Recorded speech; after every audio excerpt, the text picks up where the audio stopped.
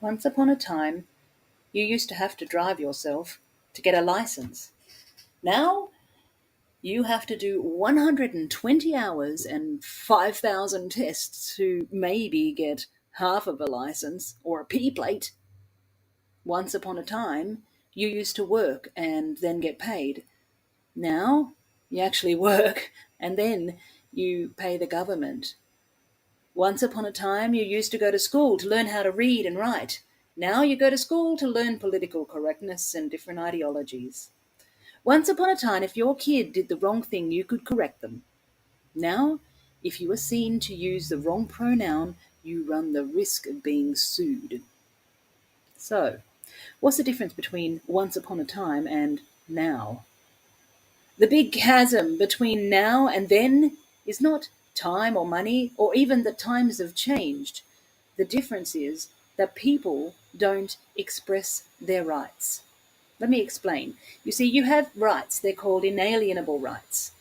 They are rights that a baby is born with, and no law, no tax, no legislation is allowed to take those rights away from a person. You have those rights: the right to earn money, the right to travel freely, the right to speak or not speak, the right to be happy, the right to freedom, the right to a clean environment, and many, many more rights.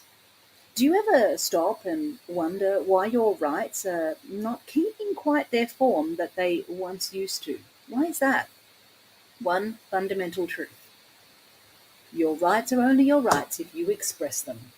If you don't express your rights, you actually don't have them. The problem between them and now has not been an eroding of rights, it's been a, a decline in your expression of your rights. You see, you do have rights. The government's not taken your rights away from you. They have simply made it uncomfortable and inconvenient for you to express them. You have the right to travel right now freely. You don't even need a license to do this. But by repeatedly sending you unlawful fines, they make it difficult for you to express your right to travel freely. You have the right to acquire property, but by asking you for vehicle tax, stamp duty, and council rates, they're making it harder and harder for you to express your right to own these things. You have the right to remain silent, yet when an officer pulls you over, you feel intimidated into speaking and saying something that incriminates you in court. Do you see the issue? You don't have a rights problem, you have an expression problem. Unfortunately, if we as a society do not learn how to express our rights, then we can confidently expect that the trajectory we are going on is going to continue. What does this look like to you? Removing the right to travel, own your own stuff, or speak freely. It looks a lot like our communistic neighbours, doesn't it? Maybe I'm just being facetious, but if something looks like a duck, smells like a duck, and acts like a duck, isn't it a duck? Did you know that in North Korea, you have no access to the internet? Did you know that most people in North Korea don't know that there are actually other countries in the world? That the government just won't allow the schools to teach this stuff. And did you know that in North Korea you can eat only what the authorities say you can eat? Did you know that in North Korea you can't trust your neighbor or your friend because they might dob you in for speaking out of line or for a bowl of rice? I know we're not in North Korea, but is it not true that when you are on a path going somewhere, sooner or later you end up arriving where you were going? So, how do we hold on to our rights? How do we express them? The first thing is we learn to say no. We do the uncomfortable, we do the inconvenient, and we learn to stand up for ourselves.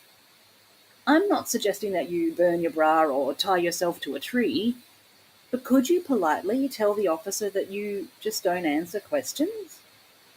Could you say no to unnecessary and unlawful taxes? Could you refuse to buy into the bullying and the harassment that comes in your mailbox? The answer is yes, you can. And in fact, people are doing it right now. There's probably more people doing this than you realize. It's a huge movement. People all over Australia are expressing their rights right now. Thousands of them. It's just that you don't know about them. It's a bit like North Koreans who have no idea that freedom is just outside the border. I'm not saying it's easy to protect your rights, but I am saying that it's worth it. If you don't do it, who will?